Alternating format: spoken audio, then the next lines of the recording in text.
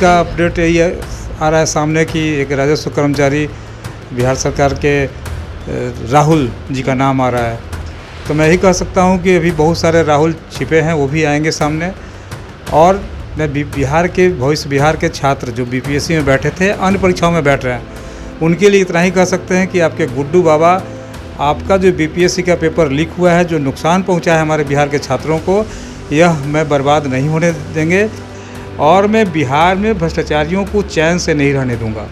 बिहार की माटी से एक नया आगाज़ हो रहा है, भ्रष्टाचार मुक्त बिहार, पवित्र बिहार। तो ये 8 जून को मैं करने जा रहा हूँ। तो ये सरकार का पोल खोल अभियान हम शुरू करने जा रहे हैं। आप देख रहे हैं लाइव बिहार, मैं आपके साथ रूपम। बीपीएससी लीक मामला जिस तरह से उफान मचा था, लेकिन अभी सुस्ती में थोड़ा सा उसकी कार्रवाई चल रही है। हर लोग यह जानने की कोशिश में रहते हैं, हमारे साथ जितने भी स्टूडेंट बीपीएससी के जुड़े हुए हैं या अदर जो स्टूडेंट जुड़े हुए हैं, वो बस यही जानना चाहते हैं कि आखिर बीपीएससी लीक मामला का अपडेट क्या है। लगातार हम हर किसी से बात कर रहे हैं, वकील से बात कर रहे हैं। अमिताभ दास जो पूर्व आईपीएस थे, वो उन्होंने भी बहुत कुछ हमें बताया। और आज हम सोशल एक्टिविस्ट गुड्डू बाबा से बात करने आए हैं। गुड्डू बाबा जो कि अपने जिद के लिए जाने जाते हैं, बहुत बड़े बड़े कारनामे इन्होंने किया है। इनके पास कुछ भी ना होते हुए भी सरकार को झुकने से ये मजबूर कर दिए हैं। आज हम इन्हीं के पास आए हैं बीपीएससी लीक मामला में, इनसे राय लेने के लिए कि आप कितना सपोर्ट कर रहे हैं और क्या कुछ नया आप बताने के लिए हैं। गुड्डू बाबा, आपका लाइव बिहार में स्वागत है। बिल्कुल, लाइव बिहार के सभी टीम को मेरे तरफ से बहुत बहुत बधाई है। जितने भी स्टूडेंट हैं वो लगातार हमसे, अगर बाहर में भी मैं फील्ड रिपोर्टिंग करती हूँ तो उस दौरान कोई आकर जुड़ जाते हैं, बोलते हैं मैम आप बीपीएससी लीक मामला हो या कुछ भी हो, इसके मुद्दे आप हमेशा उठाते रहिए, हमें करंट जो भी है वो हमें बताते रहिए। तो अभी जो करंट है अररिया वाला मामला, आज का अपडेट यही आ रहा है सामने कि एक राजस्व कर्मचारी बिहार सरकार के राहुल जी का नाम आ रहा है। तो मैं यही कह सकता हूं कि अभी बहुत सारे राहुल छिपे हैं, वो भी आएंगे सामने। और मैं बिहार के छात्र जो बीपीएससी में बैठे थे, अन्य परीक्षाओं में बैठ रहे हैं, उनके लिए इतना ही कह सकते हैं कि आपके गुड्डू बाबा, आपका जो बीपीएससी का पेपर लीक हुआ है, जो नुकसान पहुंचा है हमारे बिहार के छात्रों को, यह मैं बर्बाद नहीं होने देंगे। और 8 जून गंगा दशहरा के पूर्व संध्या पर बक्सर के गंगा तट पर 98 में जो मैंने गंगा बचाओ अभियान की शुरुआत की थी, उस समय भी मीडिया के सामने मैंने लोग पूछे थे तो मैंने बताया था कि गंगा की पवित्रता को समाज के प्रत्येक क्षेत्र में स्थापित करवाना इस अभियान का उद्देश्य है। गंगा बचाओ अभियान बक्सर के गंगा तट पर एक संकल्प लेने जा रही है कि अब शेष, चूँकि अभियान ने जो शुरुआत किया था, मेरे पास वकालत की डिग्री नहीं है, लेकिन गंगा के आशीर्वाद से 85 जनहित याचिका में हाई कोर्ट सुप्रीम कोर्ट में लड़ चुका हूँ। ये सारी जनहित याचिकाएँ फाइट अगेंस्ट करप्शन थी।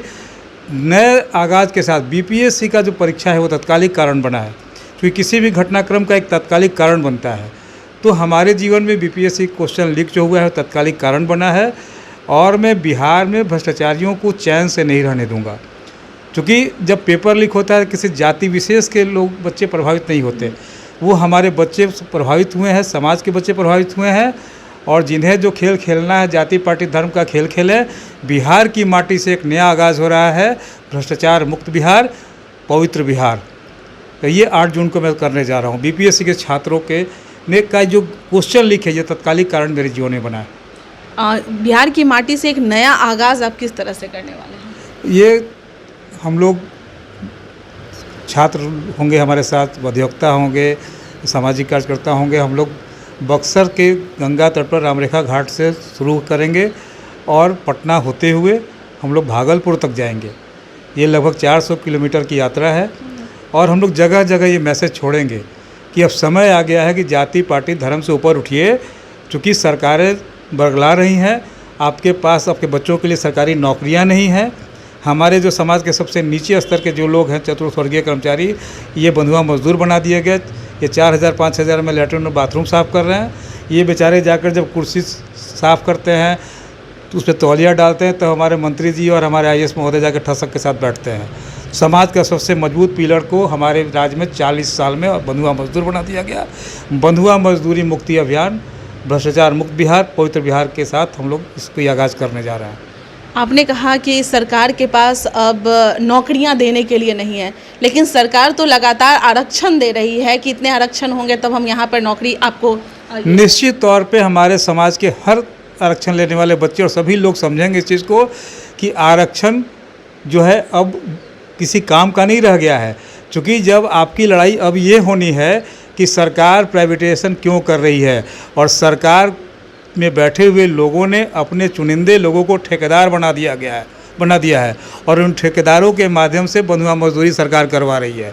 आने वाले समय में बता देंगे कि किस किस मंत्री का कौन कौन ठेकेदार कहाँ पर ठेकेदारी कर रहा है, लोगों को बंधुआ मजदूर बना दिया है। आरक्षण का क्या खेल है? तो आरक्षण खेल तो खत्म हो गया ना, जब आरक्षण है ही नहीं है आपके यहाँ। जैसे मान लीजिए कि जितने बिहार में हेल्थ सेक्टर हो, किसी सेक्टर में फोर्थ ग्रेड कर्मचारी की जो ज़रूरत पड़ रही है वो टेंडर निकाला जा रहा है मैन पावर के लिए, वहाँ ठेकेदार पार्टिसिपेट कर रहा है। गवर्नमेंट से मान लीजिए लेते हैं 25,000 रुपया। मैं अभी NMCH की घटना बता रहा हूँ, जानकारी मिली है कि वहाँ 5,000 रुपये में वहाँ पर मजदूरी कराई जा रही है।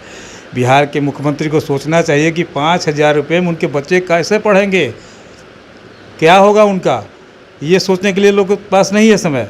तो यह लोगों को सोचने के लिए, विवश करने के लिए बाबा अपना पूरा जीवन अब समाज में देने जा रहे हैं और लोगों को जगाने का प्रयास करेंगे।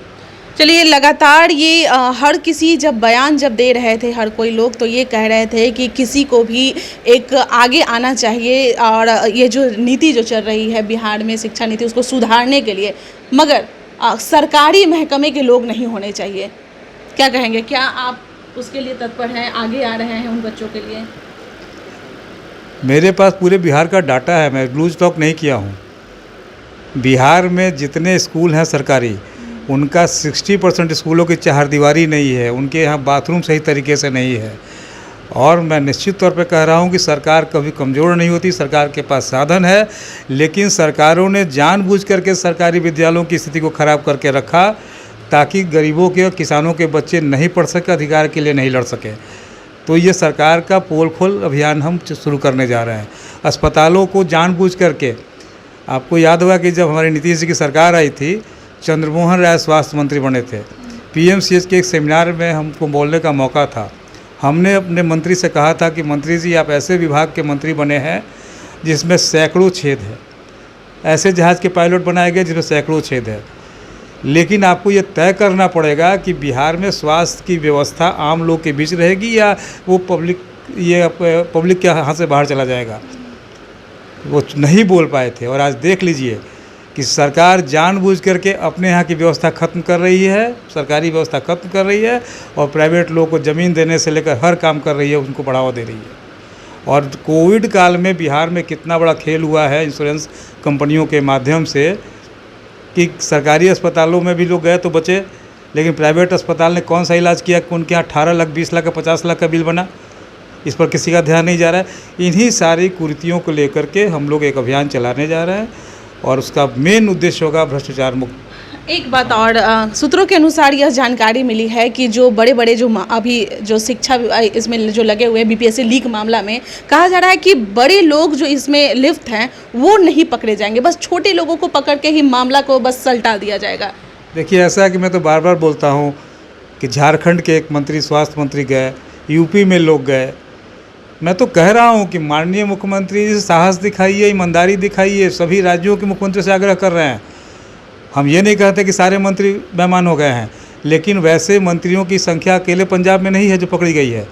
मंत्री हैं ऐसे, ईमानदारी पूर्वक अब समाज के लिए कुछ करिए।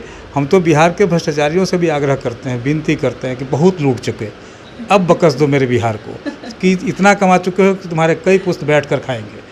उनके पास मेरिट नहीं रहते हुए भी वो कमाएंगे, खाएंगे, उनके जीविका का कोई चिंता नहीं है। आम लोगों को बकस दो। क्या लगता है, बकस देंगे?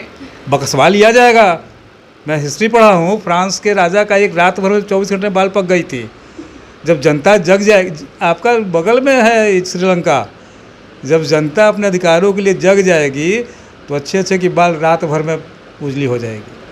बहुत बहुत धन्यवाद। तो इन्होंने दबी जुबान में बहुत कुछ कह दिया है, एक आगाज़ किया है जनता को जगाने की। कब तक इस तरह से सहमे और दबे रहेंगे और बस वीडियो देखते रहेंगे, टीवी खोलकर देखते रहेंगे? कभी ना कभी किसी को भी तो आगे आकर पहल करनी ही पड़ेगी। चलिए बीपीएससी मामला में और भी देखते हैं क्या कुछ सामने आता है। तब तक के लिए धन्यवाद। लाइव बिहार YouTube पर सब्सक्राइब और Facebook पर लाइक जरूर करें।